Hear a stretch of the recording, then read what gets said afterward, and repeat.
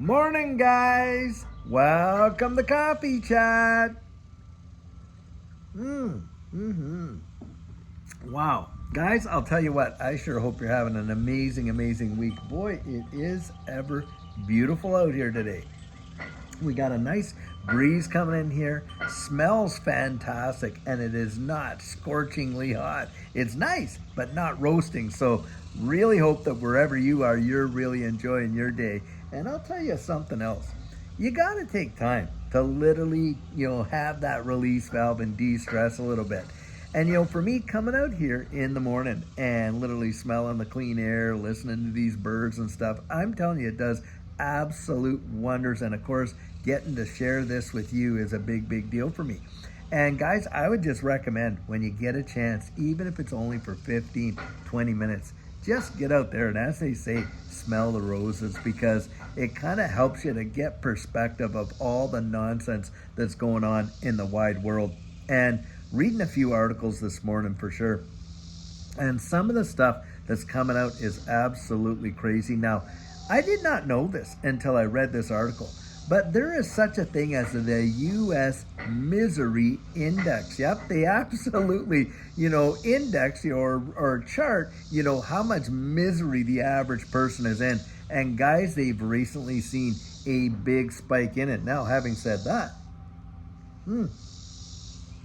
the reason that the factors that they throw in there, of course, is unemployment, inflation, debt, all that kind of stuff like that, and the cost of living, and on and on. And of course, we know that those things are going absolutely crazy.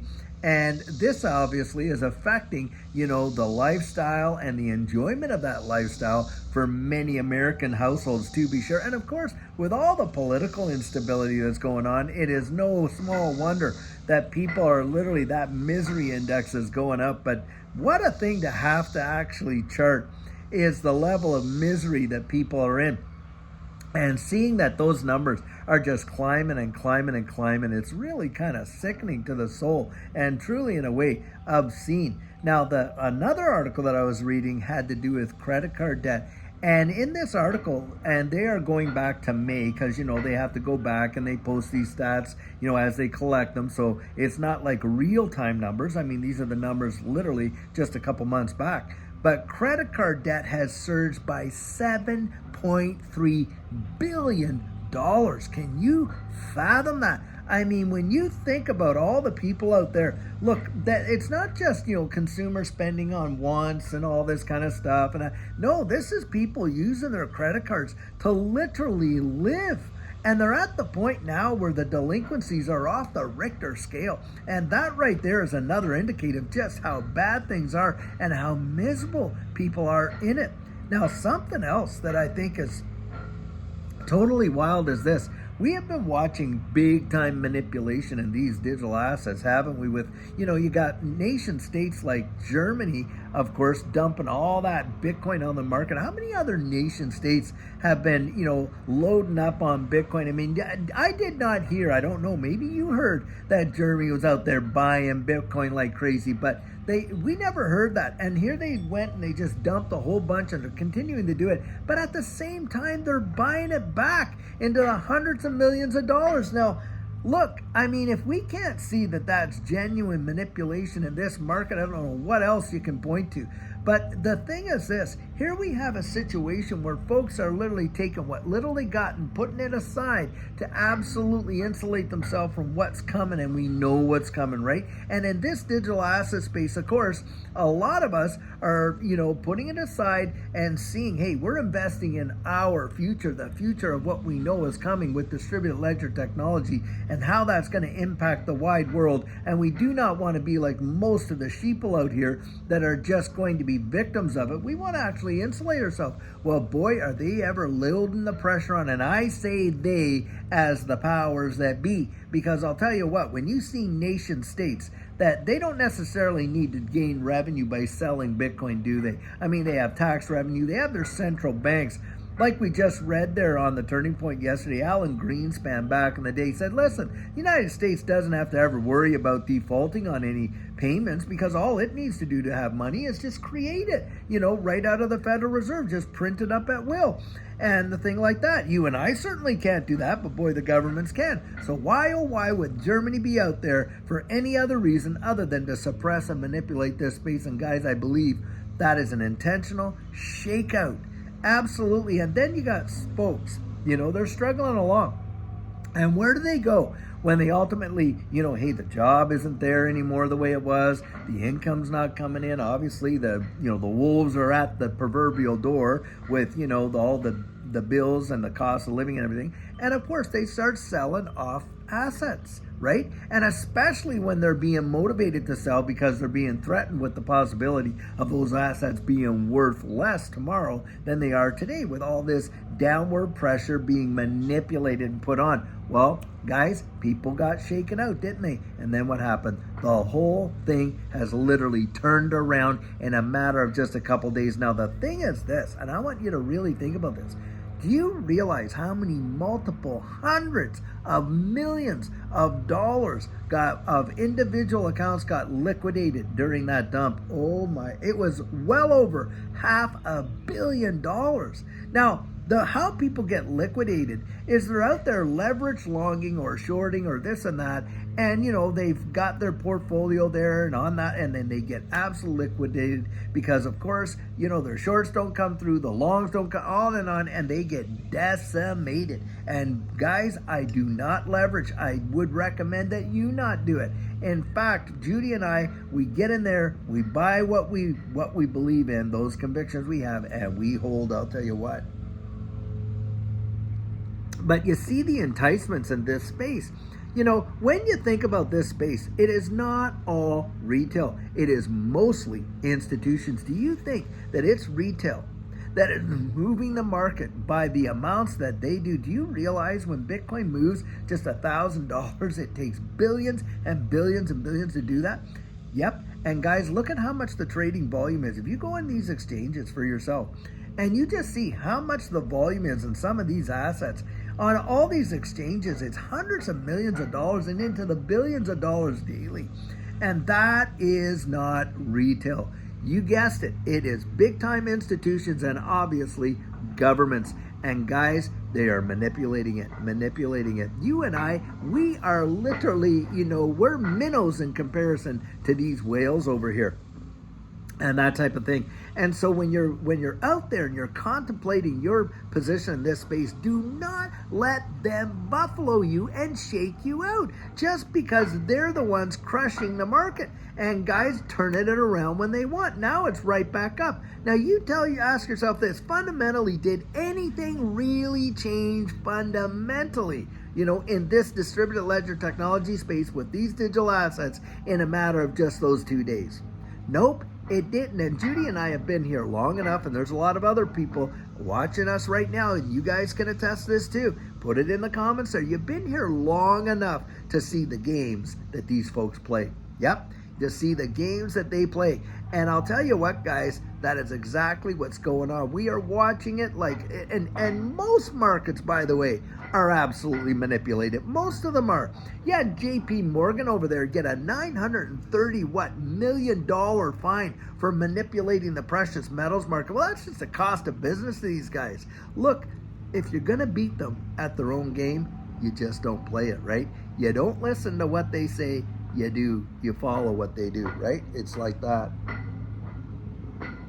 But when you're hearing all this stuff going on in the average American household, and I imagine this is true around the wide world, but that they literally are charting a misery index to just see how much misery people are in and reporting on that. And on top of that, you're seeing credit card debt going through the roof. That tells you lots, guys. It tells you lots. And if you're insulated from that in this space, I'm telling you, I do believe that we are going to see a turnaround like most people haven't imagined, and they are going to pump these markets like crazy. But right now, yep, They're out there shaking the tree to see who they can shake out of it. And that's what's going on. And I've seen it before. I know you other folks out there, you've also seen it before. When you've been in this space long enough, guys, you get to see the trends, don't you? You get to see the ups and downs. You get to see the different sentiment. Now, one thing I love, and I've said this before, that blockchain backer has done, he will keep an emotional journal, you know, for what he was feeling and what the sentiment was in the space at various periods and times and things like that. And he's able to look back at that and see, aha, you know, and he can see some confluence of what's going on. Guys, I'm telling you right now, it feels exactly like it did for Judy and I way back then. And I'll tell you, when we were getting in and the fear was at its absolute max, is when we were getting in, not even knowing a whole lot about this space. And we watched in 13 months the whole thing literally take off like crazy. Now, when it retraced, when we were getting in, this is how good it was.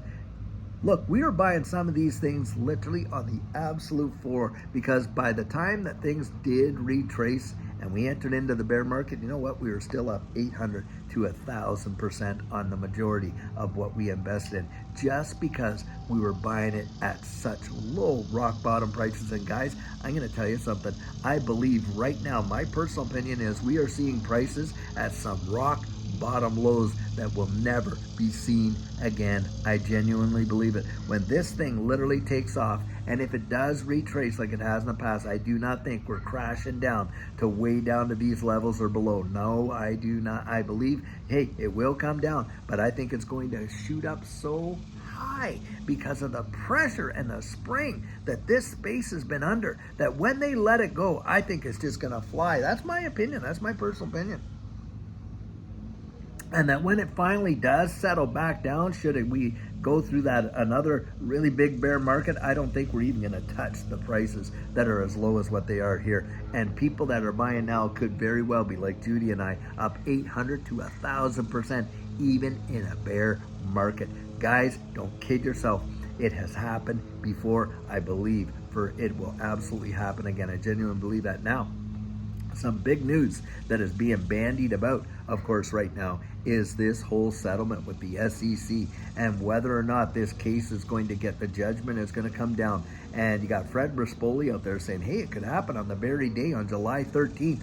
You know, it would almost be poetic, he said, if Judge Annalisa Torres did that. But he said, listen, at the outstretch, he believes by July 31st, we could get a decision in this case. And I'll tell you what, guys, we get that decision and it does not go like against us. And a lot of, you know, legal analysts are saying, hey, it looks like Ripple is a position to actually win here. And should that take place, I'm telling you what, bang, it could literally be the catalyst to send this entire digital asset space off on an absolute tearing bull run. I believe it has that much potential because we have been, this whole deal and all this legal clarity stuff has compressed it into such a tight spring that I think when it releases, bam, it is going to absolutely fly. That is my personal opinion. And I'll tell you what, I have that opinion because I've been in the space long enough. I've experienced a prior bull run and I've literally watched this case from day one.